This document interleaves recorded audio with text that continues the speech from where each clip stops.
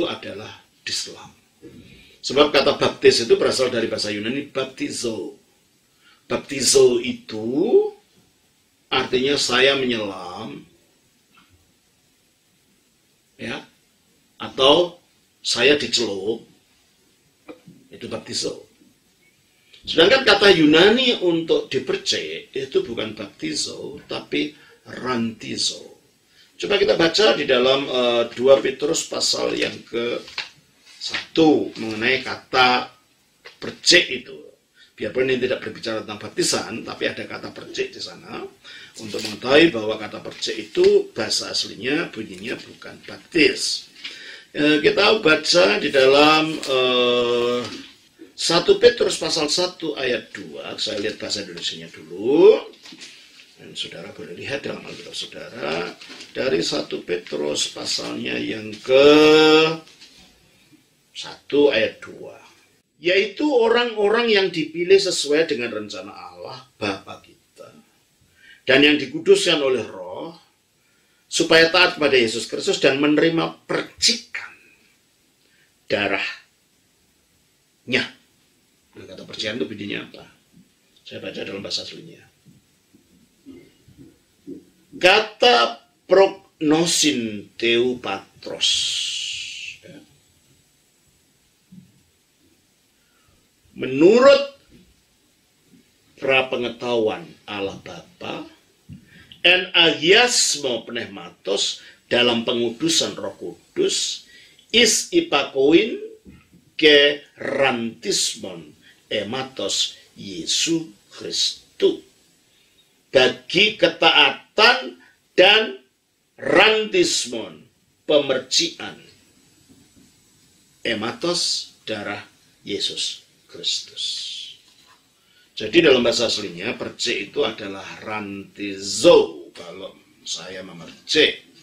Dan Tuhan Yesus tidak memerintahkan orang untuk dirantis, tapi dibaptis. Kali itu menggunakan, berdasarkan tata bahasa. Tapi masalahnya bukan hanya masalah percik atau bukan, saudara. Masalahnya adalah betul nggak secara Alkitab, secara ajaran Alkitab, baptisan yang Anda lakukan itu. Saudara boleh diselam 100 kali, kalau ajarannya pemahaman baptisan salah ya tetap salah. Tetap tidak valid gitu. Karena ini bukan sekedar upacara. Baptisan itu dan bukan sekedar cara. Baptisan itu adalah misteri yang menyatukan kita dengan Allah. Nah, satu contohnya, satu saja. Banyak orang mengatakan baptisan tidak menyelamatkan. Itu cocok dengan Alkitab tidak, gitu kan? Nah, coba saya bacakan. 1 Petrus 3 ayat 20-21. Dikatakan begini. Yaitu kepada roh-roh mereka yang pada waktu Nuh tidak taat kepada Allah, ketika Allah menanti dengan sabar waktu Nuh sedang mempersiapkan bahteranya. Ini berbicara tentang banjir bandang Nabi Nuh ya. Di mana hanya sedikit, yaitu 8 orang yang diselamatkan oleh air bah itu. Jadi yang lain ditenggelamkan oleh air bah, yang diselamatkan oleh air bah di dalam perahu itu hanya sedikit. Jadi kalau gitu air bah itu menyelamatkan yang sedikit ini gitu ya. Jadi air ini menyelamatkan. Juga kamu, nah sebagaimana Nuh dan keluarganya, kamu juga orang Kristen, sekarang diselamatkan. Kamu juga sekarang diselamatkan. Kalau Nuh dan keluarganya diselamatkan melalui baptisan, melalui air, kamu sekarang diselamatkan oleh kiasannya. Apa kiasannya? Ini apa? Air tadi. Air bah tadi. Jadi kita diselamatkan oleh kiasannya air bah. Sebagaimana Nuh diselamatkan oleh air. Dan kiasannya air bah itu apa? Yaitu baptisan. Jadi ayat ini dengan tegas mengatakan kita diselamatkan oleh kiasannya air bah, yaitu baptisan. Dengan kata lain, baptisan itu menyelamatkan. Itu saja. Dengan adanya ajaran yang berkeliling kemana-kemana, baptisan tidak menyelamatkan, sudah bertentangan dengan Alkitab. Biar diselam 100 kali, kalau itu hanya dikatakan hanya lambang saja, tidak ada keselamatan, itu tidak valid secara Alkitab. Selanjutnya. Di dalam Kisah Rasul pasal 2 ayat 8. Ya 2 saja, banyak sebenarnya ya. Tapi nggak usah itu. Jadi untuk saya jelaskan ini. Jadi masalahnya bukan cara ya, percik atau selam. Benar nggak secara teologi? Benar nggak secara ajaran Alkitab? Ya. Kisah Rasul 2 ayat 38 kita baca. Jawab Petrus kepada mereka, bertobatlah dan hendaklah kamu masing-masing memberi dirimu dibaptis dalam nama Yesus Kristus untuk pengampunan dosa. Loh, menurut ayat ini baptis itu pengampunan dosa. Baptis itu menyelamatkan. Padahal sekarang kan tidak gitu, baptis tidak ada apa-apanya. Sehingga ada orang sama mengatakan, tidak usah baptis pun tidak apa-apa. Ya silahkan situ, percayalah situ menurut maumu, tapi Alkitab mengatakan begini, begitu. Jadi benar nggak pemahaman baptisan itu? Ya bukan pemahaman pribadi mulu ya. Pemahaman yang diajarkan oleh gereja yang kamu ikuti. Sebab iman bukan masalah perorangan, iman itu milik komunitas. Harus imannya komunitas itu gimana? Nah, itu saja. Nah, mengenai cara, Gereja Ortodoks tidak sekaku aliran-aliran tertentu yang mengatakan kalau tidak baptis harus diulang. Ya memang ada ulang ketika, bukan diulang sih sebenarnya, baptisan secara rasulah yang pertama gitu loh.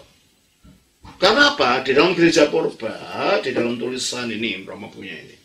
Nah, dalam bahasa aslinya masih ada bahasa Inggrisnya. Nah, dalam Gereja Purba ada kitab yang ditulis oleh orang Gereja Purba, para rasul, namanya Didacheton Apostolon. Artinya pengajaran para rasul. Membuktikan adanya praktek selam sebagai suatu perkecualian. Ya. Dikatakan di sini. Di dalam Didache pasal 7 ayat 1. Peri detu baptismatos. Tetapi mengenai baptisan, uto baptistate, baptiskanlah demikian. Tata panda pro iponde, setelah menjelaskan semuanya ini, baptisate, baptiskanlah isto onoma tu patros, di dalam nama Bapa, ketu iu, dan daripada putra, ketu agio pneumatos, dan Roh Kudus, en idati zonti, di dalam air yang hidup. Ya, maksudnya air mengalir ya, kalau di sungai waktu itu kan ada sungai ya. Eanda mi ehis idor zon, tetapi jika tidak ada air hidup, is alo idor baptizon, baptiskanlah dengan air yang lain, ya.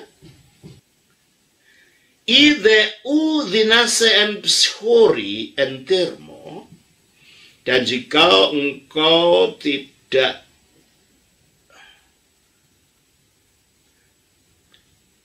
bisa melakukan di air yang dingin, ya, en termo, boleh air panas, ya.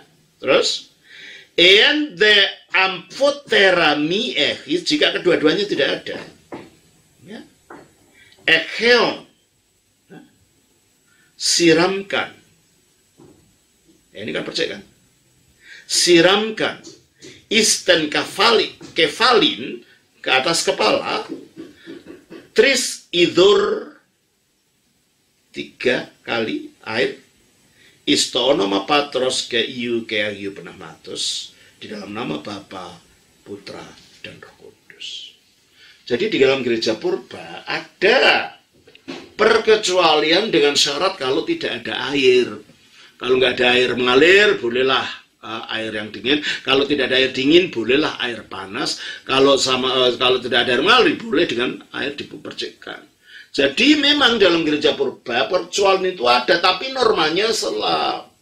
Nah, kapan perkecualian itu mungkin? Di Indonesia mungkin perkecualian itu enggak lah, di sini banyak air. Tapi ada perkecualian jika orang itu mau mati dan ingin dibaptis. Udah di tempat tidur, saya pernah lakukan ini. Ya nggak mungkin lah saya gotong ke dalam gereja lalu dibaptiskan di sana lalu dimasukkan ke air, kalau mati malah tangkap polisi saya. Oleh karena itu dalam kasus demikian baptisan percik diizinkan sebagaimana yang terbukti dalam catatan kitab Didache pasal 7 jadi bahwa Gereja Purba melakukan baptisan percik pada saat yang perkecualian, dispensasi. Nah, sejak kapan baptis percik ini menjadi, ya saya katakan bukan baptis percik, ya percikan ini loh, karena baptis artinya bukan baptis dengan percik artinya lain kan. Baptis artinya menyelam percik kan tidak mungkin. Bagaimana upacara percikan itu dilakukan? Sebenarnya itu terjadinya di gereja barat pada abad ke-13. Kalau tidak salah, itu dimulai pada waktu pelayanan Paus Innocentius kalau saya nggak salah.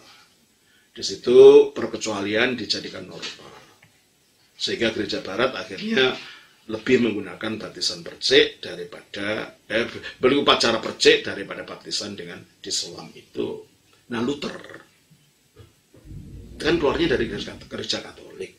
Keluarnya abad ke-15. Dia menciptakan aliran Protestan itu kan abad ke-16, berarti 300 tahun itu sudah berlaku di gereja barat. Jadi taunya Luther ya cara itu dengan jalan di percik. Nah, Calvin juga sama gitu, jauhnya itu. Makanya ada reaksi kan waktu itu, orang namanya Menno Simon, yang akhirnya melakukan gerakan yang menentang ajaran Calvin dan Luther, dan mulai memerintahkan orang-orang itu untuk diselam, dibaptis lagi istilahnya, sehingga gerakannya disebut sebagai Anabaptis, baptis ulang, baptis lagi. Jadi kalau secara Alkitab ya memang diselam, tetapi gereja purba juga tidak sekaku seperti orang-orang sekarang, akhirnya memegangnya seperti memegang Taurat gitu, kalau enggak masuk neraka kayak gitu, ya, sikapnya ya. Karena dalam gereja purba juga ada kemungkinan untuk dipercik dalam kasus-kasus tertentu, tapi bukan normanya. Makanya perkecualian jangan jadikan norma. Kalau normanya bisa dilakukan, ya lakukan yang norma, yaitu dengan diselamkan, dan itu yang dilakukan oleh gereja Ortodoks. Sangat jarang sekali baptisan dilakukan dengan percik. Ya, saya hanya melakukan satu kali aja, yaitu waktu ada orang yang di tempat tidur mau mati itu saya percik di sini, tapi akhirnya badannya saya basahi dengan air itu. Ya. Begitu, saudara.